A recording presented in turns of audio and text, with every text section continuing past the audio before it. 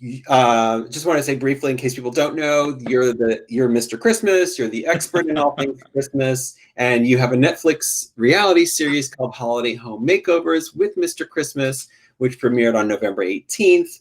And in case anybody hasn't seen the show, every episode, Ben and his crew go to a home and they meet the family, and with a 2-day deadline, they give the home an all-out Christmas makeover. So in addition, Benjamin is an established and well-regarded interior designer, originally from Indiana, of all places. Yeah. And you've been in the industry for 20 years. His work for your company, Ed & Co. Home, is that Ed & Co? Sorry, No. has appeared in numerous national publications, including Traditional Home, House Beautiful, and the New York Times. There you go. You got it all. You got it all. Good. So, okay, let's get down to brass tacks. Okay. Now, how did you get the name Mr. Christmas? This is what I want to know. I have literally loved Christmas since literally birth, I swear. And, you know, even as a kid, I saw that there was something different in the season. And it wasn't just Santa Claus and it wasn't just gifts. It was just something magical. And so Christmas has always been my sort of safe place, my happy place. And I really never wanted to sort of do anything business-wise with it because it was my happy place. And I thought, oh, the minute I turn it into business, it's going to become not fun. So I kind of kept it low under my cap for a while. But then, you know, as I got well into adulthood, you know, anybody within a 20-mile radius of me knew that I loved Christmas. And so it was not a very well hidden secret. And a friend of mine who owns a production company in 2018 came to me and said, you know, listen, he had been to our Christmas parties for 20 years. And he said, you know, you do Christmas better than anybody I know. And the networks need content. And would you be willing to go for some sort of a project like this? And I said, sure. That was my year of saying yes. I had told myself that year that I was going to say yes to everything. I was going to say yes to every dinner invitation. I was going to say yes to because I kind of tend to say no for the most part. And so anyway, so we got the series. And so, yes, everybody knew I loved Christmas, but it was really Netflix who sort of put that moniker on me. And I wear it happily. I'm perfectly happy being Mr. Christmas. So, yeah. I can see the point. But, you know, there's a branding issue here, right? Because there totally you can be Mr. Christmas for 2 months of the year, but then you have to work for 10 more months a year. So exactly. Mr. Christmas isn't paying the mortgage. Benjamin Bradley, the interior designer, who is the person who pays the mortgage. Yes. So there's a thing. So I think Mr. Christmas needs to expand out and just be sort of Mr. Bradley does holidays or something. And then, so now when you were growing up in Indiana, was Christmas like a big deal in your house? You know, it was. Mom and Dad always made it really special. It was, I mean, you know, I probably propelled a lot of that. I was begging it on Thanksgiving to put up the Christmas tree and all that kind of stuff. But yeah, I mean, Mom would save, like when we would go to school, she would save the cards that came that day and we could open them as kids. And anytime she baked, she waited for us to bake. And we were always involved in the decorating of it. And so, yeah, it was always, you know, as aunts and uncles, we sort of had an open door policy in our house, I think. And it was always people stopping by. And it was just a magical time. You know, there was midnight mass and grandparents and all that stuff. So, yeah, I was fortunate. Did you have themes or like... God. Only when I grew up. It's so sad. I literally was thinking about this. There was, you know, when country was really big, you know, this is Indiana too, but that whole country decorating thing, and like when Country Living magazine was huge and all that welcome friends stuff and everything, I couldn't even tell you how many. They were like little Amish dolls, and they had little wings on them, and they had little sayings in the hems of their skirts, and I made tree toppers, and I did the tree, and there was terrible themes, but yes. Yikes. Wow. That was a blast from the past, and probably way more than anybody wanted to know, but there you go. Where was this in Indiana? Was this near Chicago or? Oh no, a small town called Boonville, Indiana. It is southern tip. We were literally a bridge away from Kentucky. So Evansville is the sort of biggest town at the University of Evansville. They have a large theater program. Some people have heard of that, but no, I mean, it's very, very rural and very small. And so when we never even vacationed as far as coming to New York or anything, but for some reason, when I got into junior high and high school, New York was just the goal for me. And I had never been here, and my parents said, "There's no way you're going to New York directly out of high school." And so I found that program through Purdue where I was able to do the associate program with FIT. And so that was my first exposure to New York. But the minute my feet landed in New York, it just felt like home. I just thought it was the greatest thing ever. Wow. Yeah. So, so that you came to FIT and you learned some of your Christmas aesthetic, right? I was so excited that first year to be in New York. You probably are too young, but B. Altman was still a department store. Obviously, Lord and Taylor was still there. I could not wait for those Christmas windows to come open, and I would actually be in draping class, and I would have Barbra Streisand singing her Christmas album on my Walkman, I think at that point. But oh yeah, I was so excited to be in New York at Christmas that year. It was just great, so great. You have a fan in the audience is saying, "I remember B. Altman, the ultimate in elegance," she says. Oh, it was great. And the year that I was here, that first year, they did a whole Williamsburg Christmas, and they had marching colonial bands up and down Fifth Avenue, and they had these Della Robbia wreaths on their shopping bags, and it was just brilliant. It was great. I loved it. Now, have you been to see any of the windows this year? Have you? I did actually. A friend and I tried to organize a group of us. I thought this is a great open air, socially distanced Right. sort of event we can do. And so we were all going to meet at Macy's and then just sort of make our way up. And it was supposed to be a group of 7 of us, and it ended up being 2 of us by the time the date arrived. But Louise and I had a really nice time. We started at Macy's, and it was very sweet. All about thanking the frontline people during this pandemic. And but I tell you, it's becoming a lost art. I mean, because you look back at some of those just incredible. I mean, when we lost Lord and Taylor, we really lost an old world Christmas window. I mean, Saks is kind of the last bastion of those kind of old world, and they are really sweet this year. I mean, really well done. And then, of course, I've always looked forward to Bergdorf's because I mean, it's just unbelievable. And they this year pared back completely. Really? Yeah, no. It's literally just sort of mylar or plexiglass letters that say, you know, wonderful things like kindness, forgiveness, that kind of stuff. But there is none of the opulence and over the top, which is probably the right move to make because it doesn't feel like that kind of a year. But yeah, their windows are just mesmerizing to me. I just, yeah, I could live in a window. I always said if I could live in 2 places, I could live on the home floor at Ralph Lauren and then the 7th floor at Bergdorf Goodman, and I would be so happy. Just back and forth. A good double. Now, on the show, you actually confess that you have an allergy to Christmas trees.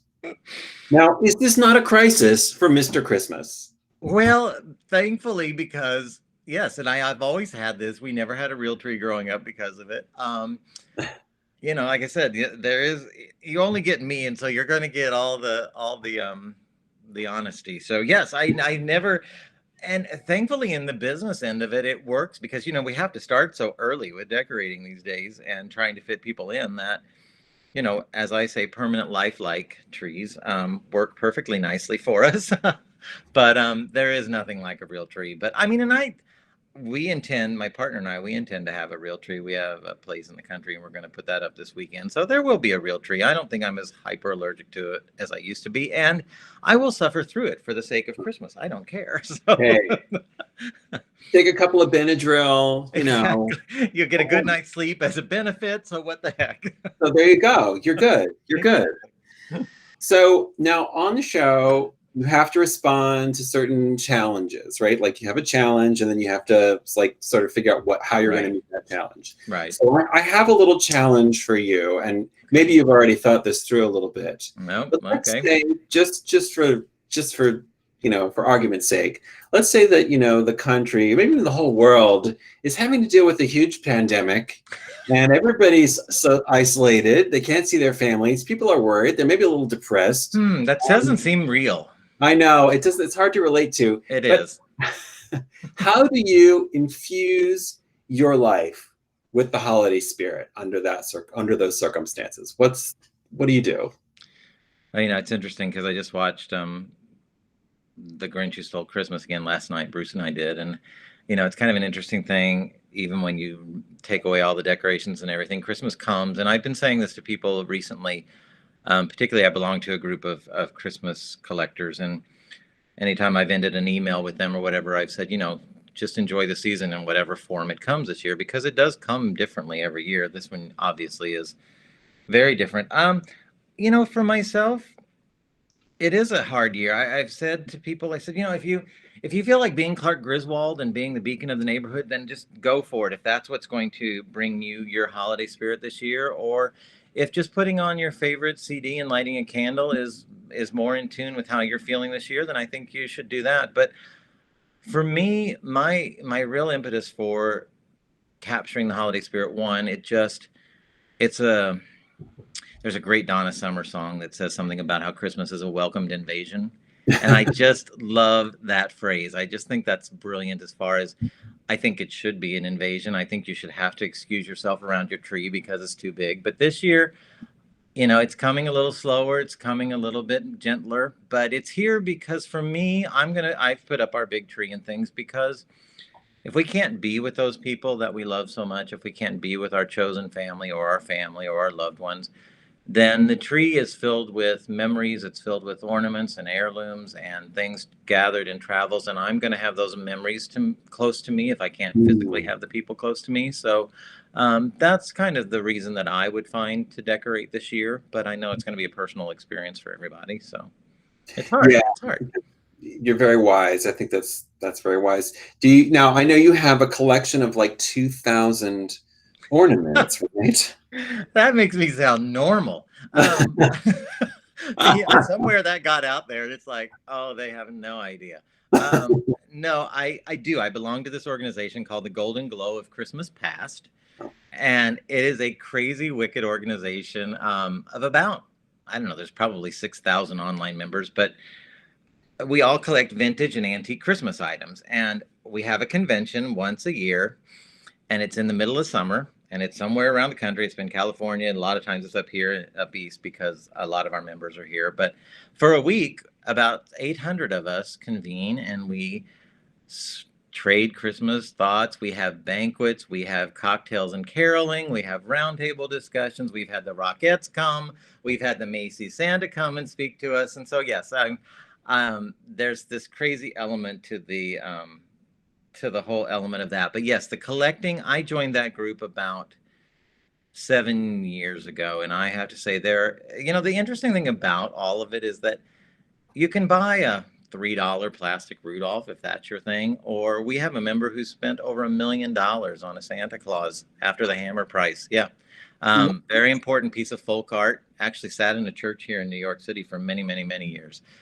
So yeah, there's all levels, but yes, I collect. So yeah, I mean, the 9-foot tree that's sitting in our living room that I'm staring at now has about 3,000 ornaments on it, and that's only one of about 5 trees. And then there's china, and there's books, and I collect signatures of authors who have had a major impact on Christmas. So I have Charles Dickens, and I have oh God, I can't even think. Clemency Moore, obviously. Then there is Longfellow, and there's also Thomas Nast, who gave us the wonderful Coca-Cola Santa look kind of thing. So yeah, I mean, it goes on and on. The categories are endless. So yeah, it's a little embarrassing. But it's everywhere. Did you have an important or significant ornament this year that you purchased that you could tell us about? Or I do actually. Can I step away and grab it real quick? yeah, you Hold can. on. Oh, good. I'm so glad because Go ahead. Oh, I'm looking forward to this. I actually have a giant crystal ball with a cow floating in it, which I will. Well, what does that signify? you know what? I don't even remember who gave it to me. A friend of mine gave it to me, and I think it's actually a fashion thing. I think it's. It sounds quite whimsical, actually. I like it. Of course, from a new ornament standpoint, which I don't, those are in our other place. My wonderful RGB Whoa. ornament is pride Yes. of place this year, so that's a good one. But Yeah.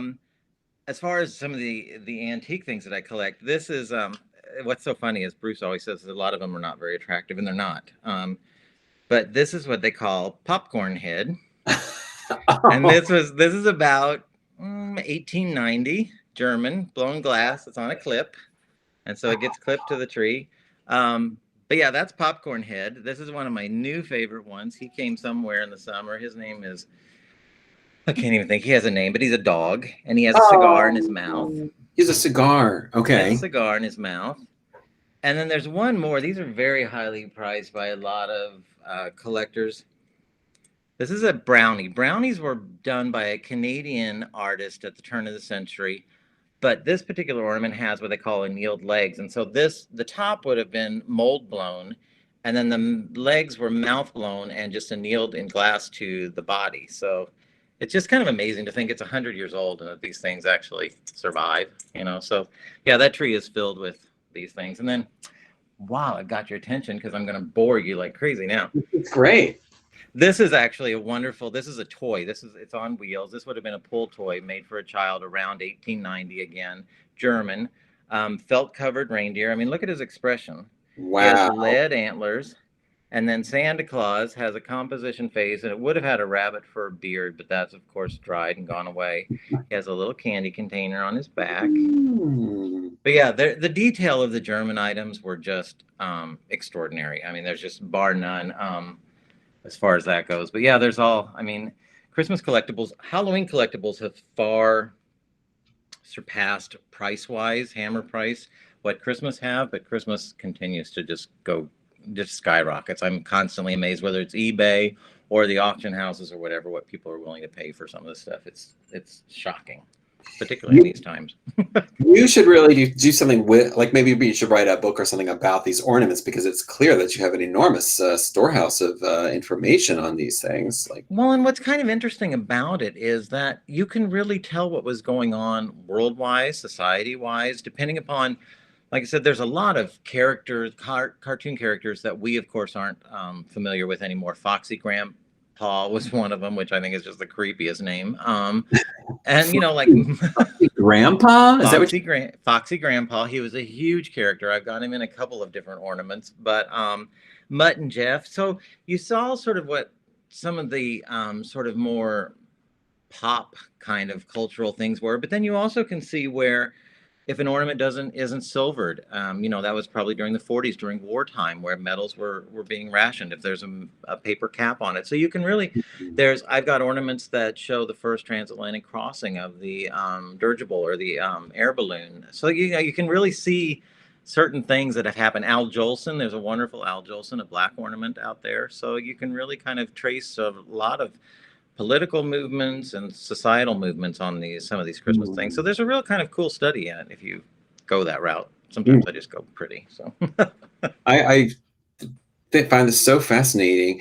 One of the challenges that on the show that was really fascinating was how in one episode you have to merge Jewish and Christmas traditions into one sort of aesthetic, one display. Right. It's probably a pretty common situation, I would imagine.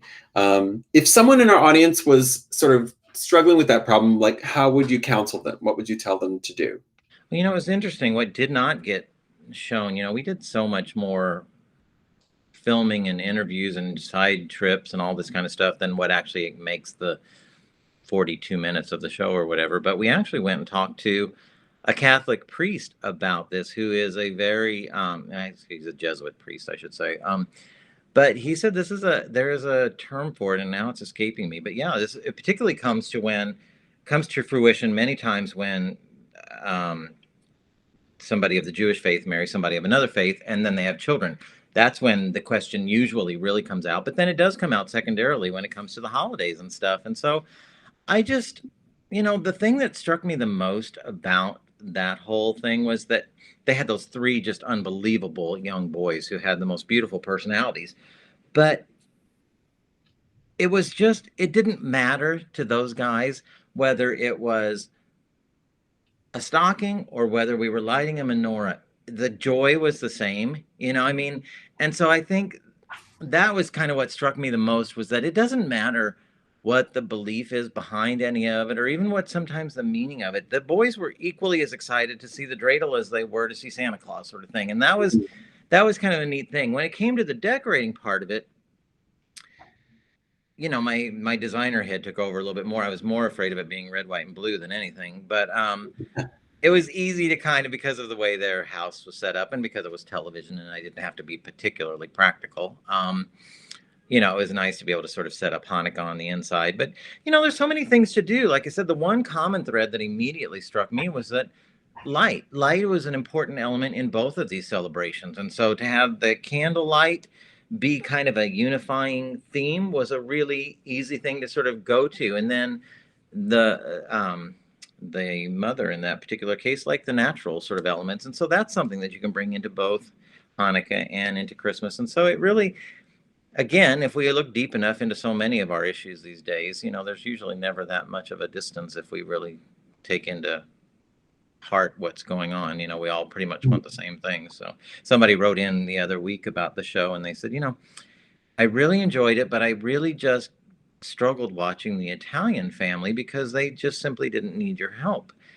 And I said, you know, yeah, they were obviously people of means, but I said, from what I've been able to tell, happiness comes in all shapes, sizes, and price tags. And they were as thrilled to have us as were somebody who, like the young black couple who had spent all their money on their renovations, and rightly so, and didn't have the means to necessarily blow out Christmas that year. I mean, happiness doesn't have a price tag, you know. It's like, it's so, yeah, it's sort of interesting how it all comes about. So Very true. I think that's very true.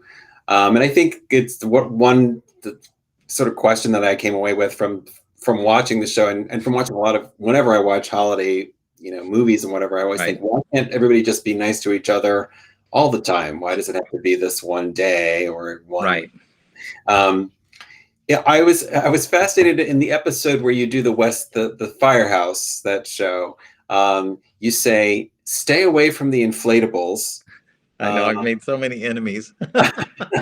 Why? What's wrong with inflatables? I want to know. Because they look like wet dish rags during the day. You know, if you're going to do a display, you want it to look nice in the daytime and the nighttime. And it's just like they're all big and beautiful and glowing at night. And then in the daytime, they just look like you got garbage bags hanging out on your lawn. I hate that. You know, it drives me crazy. All right.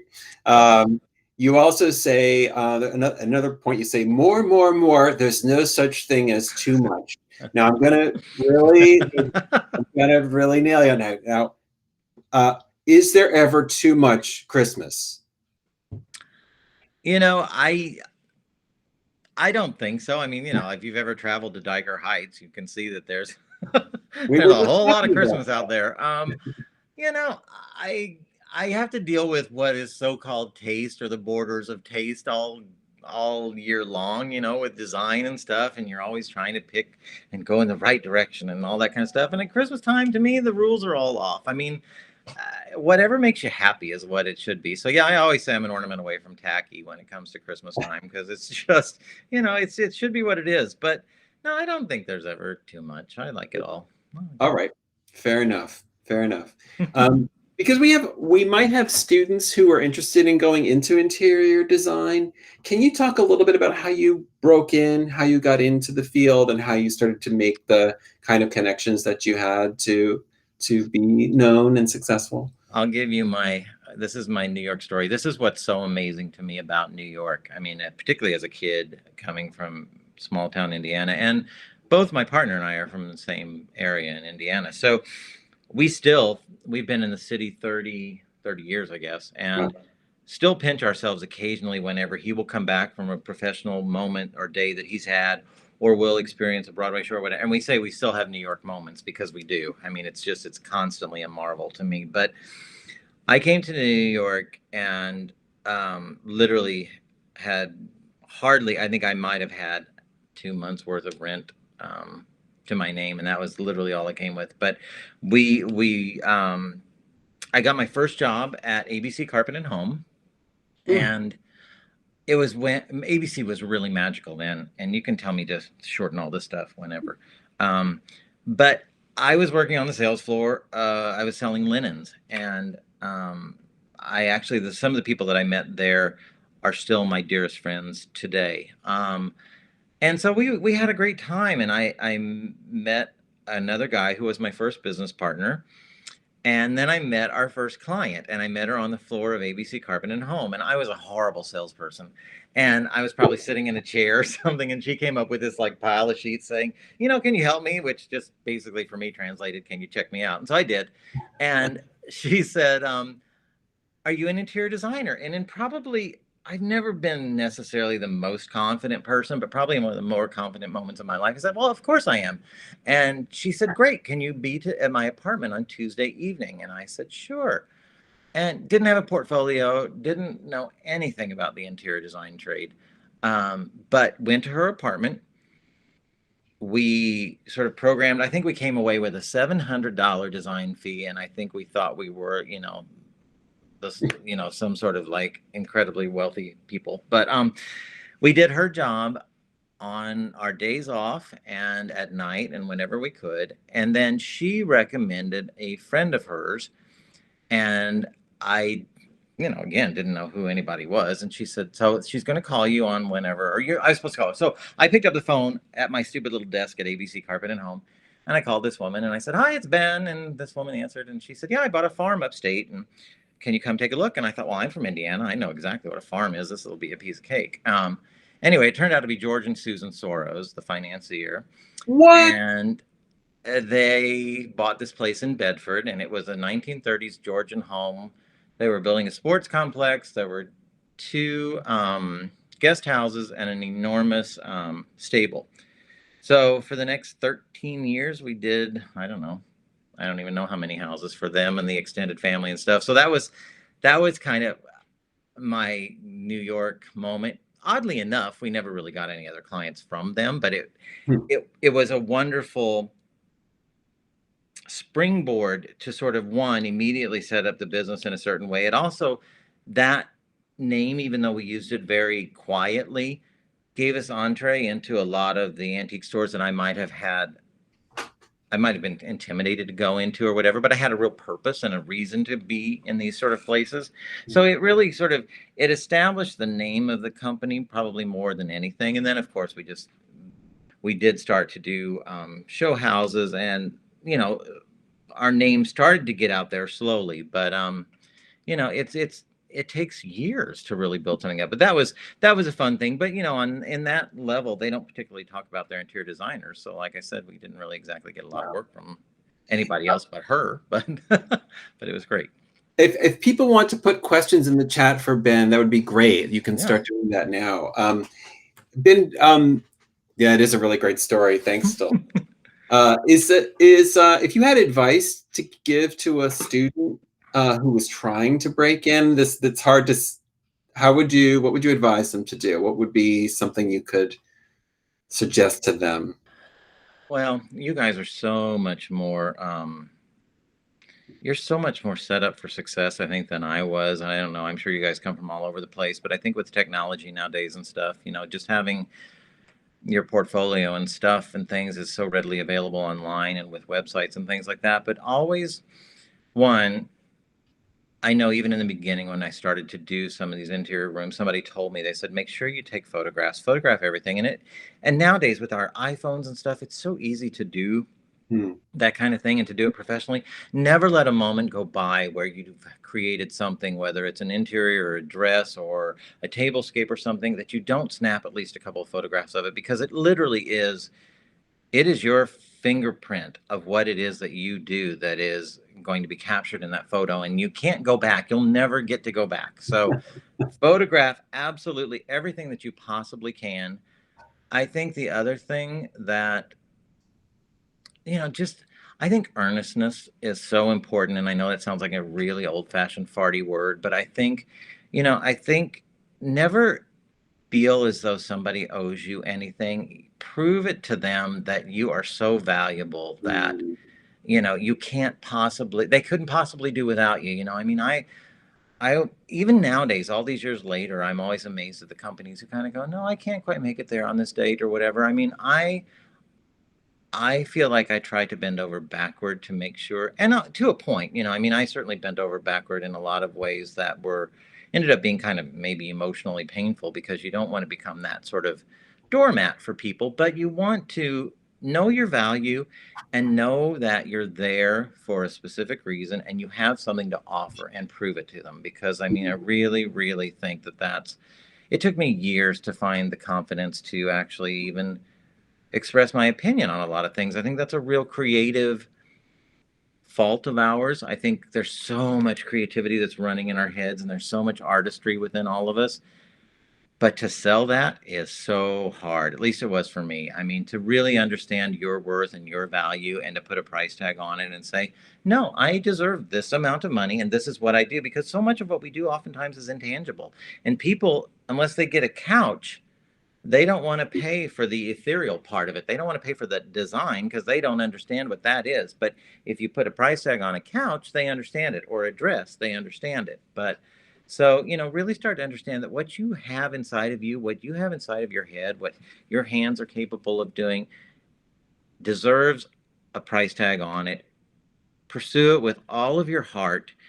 And Bruce told me this years ago, and I do believe it to be true. I mean, do what you love and the money will follow. I mean, it really will. It may not follow, but it may not be huge money, but you'll at least have a happy heart. And that to me is what I think is the most important thing in this life. It's just, you got these people who say they're so miserable in their jobs. And I didn't have the very best day. I can tell you that. It didn't start out so great. And there was lots of problems and complaining clients. And you kind of, I was saying to Bruce on the dog walk, I said, it's just so absurd that during this time of a pandemic that people can complain that, their coffee table glass doesn't fit perfectly, or, that it all is so menial sounding. But no, I think gratefulness, and I think just hard work, and just knowing that you have a place out there, and it is up to you to prove that you're important and that you have something to offer. And that's kind of what I would say to that. Do you I looked through many of your the publications that covered you. Right. Do you think about, I have a brand, or I have a look, or I have an aesthetic that I'm trying to get across, and I have to be consistent with that? Or is that something that simply comes natural to you? Every choice you make seems to fit a certain aesthetic style, or is that not something you think about at all? No, it's interesting. It's a really good question. When it comes to my professional interior design work, I've always said it's your house, not mine. And so to me, it's about listening to them. It's a lot what I did with Mr. Christmas, but it's about listening, and it's about hearing what they're saying. What colors do they like, but why don't they like that color? Did they have, a lot of people, there seems to be a lot of bad mothers out there, because a lot of people will go, oh, my mother had that, I hate that sort of thing. So, but it's about really delving into people's lives and really figuring out, and that's the same whether you're doing a dress design or whatever. How does this function? How do people live? How does it move or drape? Or can you sit here and put a drink down? And so I think that when it comes to interior design, I think to me, the real talent comes from listening to all of that and then making sense of it so that it comes out beautifully. Because I think given a blank slate and a blank checkbook, most of us could come up with something quite beautiful. But it's when people put their own opinions in there and say, but I have this gorgeous desk from my grandmother that's hideous, that you have to then work in some way that is still successful to the room. That's where I think talent comes in. When it came to Mr. Christmas, I was finding that I do have a certain way of doing things in my own life. I like certain bows for certain applications. I like big fluffy bows when it comes to certain areas. I like floppy bows when it's a more elegant kind of thing. I like layers. I like fullness. I like to build up on things. And so, yeah, I actually found that I had an awful lot of rules when it came to that kind of stuff that I didn't realize that I had until I had elves that I had to sort of say, no, we do it this way, or we do it that way, or whatever sort of thing. So, yeah.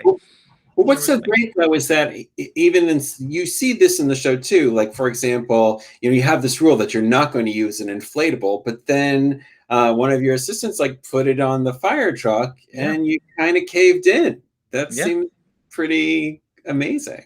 Well, I think none of us, the minute we shut off, the minute we no longer listen to, and it was perfectly successful. And I have to tell you, had we not done that inflatable on that fire truck, it would have lacked something. It would have lacked, certainly for the kids, it would have lacked whimsy and a magic. I mean, they saw, a 7-foot tall Rudolph. How exciting for them. I was going for a nicely decorated antique fire truck, but that wasn't. And so, I think anytime any of us don't allow for the creative process to expand and don't allow for those other voices outside of our own to come into play, we cut ourselves off.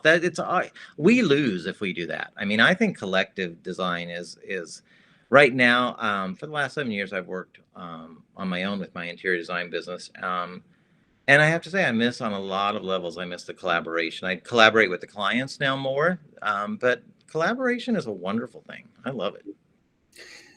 Thanks, Ben. Chris McCloskey asks, how do you organize your collection? Is it cataloged and or digitized? It used to be. I was really good about it in the beginning. I would photograph everything and I would measure it, and I would, if there was any sort of provenance to it, or because so many of these things have a really kind of an interesting history. And so I would try to always ask whoever I was purchasing from, do you know anything about it? And that kind of stuff. Somewhere along the way, it snowballed a little bit faster than I thought, and so it's not as organized as it was. I've also, as many a collector do, you sort of sell and buy up or do that kind of thing, and so some of the things that are now in the catalog are no longer in the collection, sort of thing. So I'm not the very best about it, and it's kind of a terrible thing. But in my head, I know what I have. Well, that counts. That counts. It's shocking, but it counts, I guess. Oh my! I don't suppose there's any way the dog could appear on the show. Is he around? The dog is a character on the show, and the dog's name is. The dog's name is Ebby. So this is our second rescue dog, and when we went to North Shore Animal League to get what we thought was going to be a male, we were going to specifically call it Ebenezer. I already had that figured out. And so then we fell in love with this little girl, and being slightly inflexible, we just changed it to Ebby. So that's who she is in her chair. Let's see if I can do this without toppling 14,000 things, because I'm on the laptop, but I don't know if you're going to be able to see her or not. I just think a cute dog is the perfect way to you can see her in there. Oh, there she is. She's in her chair right there. Oh, she's sleeping. She hasn't had the best day. She's had a little bit of an upset tummy, but she's a good girl. Do you have pets? I do not. Someday soon, we hope. Oh yeah, of course. I get it. What's that wonderful portrait behind you? Oh, that's actually my grandmother. Oh, cool. I was trying to figure out how to turn the camera so you don't see all the wires and things hang out and stuff. It looks great. It looks great. Yeah. Usually I try to have a better background, but being that I was late, and if it was daylight, it basically looks like Beirut back here. So it's wow. Are you in Manhattan or? Yeah. We live on the Upper East Side. It was one of those things that, in the city, you just sort of land there. I mean, when we first came to the city, it was still the time where you could look in the New York Times and you would find an apartment. It was that easy. And we just sort of, my old FIT roommate lived on the Upper East Side. And so we came from Indiana for a weekend to look for an apartment. And we just sort of stayed in this area and found one. And then we've sort of been here ever since. So, but it's nice with a dog because the park's right here. So, did you meet your partner in Indiana or here in New York? Back in Indiana. He literally lived, if I am from Boonville, which is a very small town, he is from Poseyville, which is an even smaller town. I tend to usually laugh that there's no gay people left in Indiana. We both left, but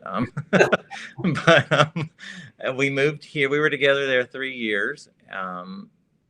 and then moved here. So yeah, we've been together 30. I guess we've been in the city almost 30 years. We've been together 31 years. So. How fantastic. Wow, that's Yeah. impressive. Congratulations. Good for Thank you. you. Thank you. It's been Wow. quite the ride. Quite the ride. It was one of those serendipitous things that I think it would have been really, really hard to move to a place like New York and had one person's career flourished and the other didn't. I think that would have been really hard, but thankfully we both sort of found our footing and were able to make a go of it. And so, yeah, no, New York has been really, really good to us. We've really, it's just an amazing place. Where are you from originally? I grew up outside of Washington, D.C., and Okay. then I slowly moved up the coast. I went to college outside of Philadelphia, and then I moved to New York for graduate school, actually. Okay. So, All right. I yeah. love your title of storyteller. I think that's so great. Yes. Thank you. It's pretty groovy, I have to say, right? It's pretty awesome when you get to, when you finally grow up and somebody asked me the other day in an interview, they said, what is it like to be so passionate about something like Christmas and then actually get to do something like Mr. Christmas? And I said, it's a, it's kind of a dream come true. It's a sort of bigger life than I would ever have known for myself, I have to say. I went to FIT because I really wanted to come to New York. I also thought fashion was fun and interesting, but I also didn't know, my parents were wonderful and encouraging, but I didn't know how big life could be or what all was out there. I didn't even know that you could make a living being an interior designer when I was growing Mm. up, and you move to New York and all of a sudden you learn that people make wonderful livings by just supplying the linings to coats. It's just like there's all sorts of things you can do out there. Who knew, sort of thing. Yeah, So yeah. definitely. So are most of you watching? Are you interior or are you fashion design related? Do I they know? think there's a mix. I'm not sure. And then we also have some faculty and even some staff members watching. Oh, I had the nicest instructors. Of course, I was so naive. I had no idea what I was doing. Um, and I can't even recall any of the names, but one of my instructors was this very small um, Jewish woman who drove a Porsche, and I just thought she was the most chic thing in the whole wide world. But of course, at that point, coming from Indiana, we had one temple, but I didn't know much about the Jewish faith at that point. And of course, I'm asking her constantly when the Christmas windows are coming up, and I'm showing her that I'm listening to my Christmas music and stuff. And I'm thinking the poor Mm. woman was probably like, I don't know, I just want to talk about Hanukkah. But I loved her, and she taught draping. She was great. I was a little bit afraid of her, but I loved her. And then our illustration teacher, I remember that she lived in New Canaan, and I thought that was such a Tony address. I was like, oh my, she lives in New Canaan, Connecticut. So that was, but she was so talented. I just couldn't believe.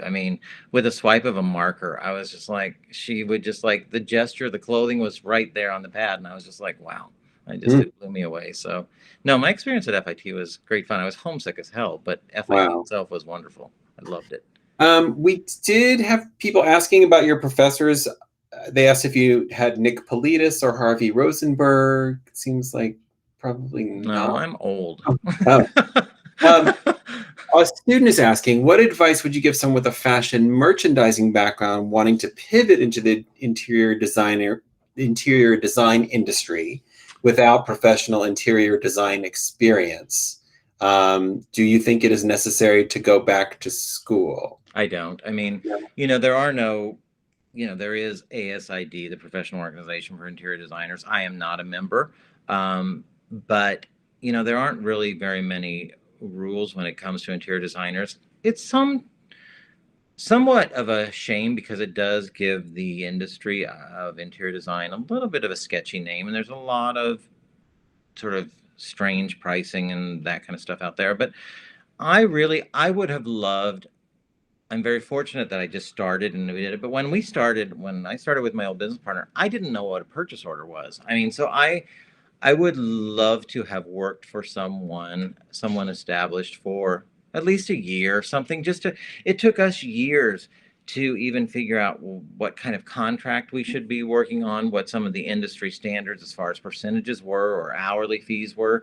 So I think if you had the opportunity to work for somebody just for a brief time, just to see how successful their business inner workings are, would be a really wonderful gift. But I really, it was when I sort of thought about going into interior design, I thought, how different can it be? I mean, we're talking about color and texture and scale and some sort of ability to actually visualize and see. And so it's not so much different than merchandising or fashion. It all sort of, to me, it all mingles. Mm. I don't really think that there's any need for additional, I'm not saying this.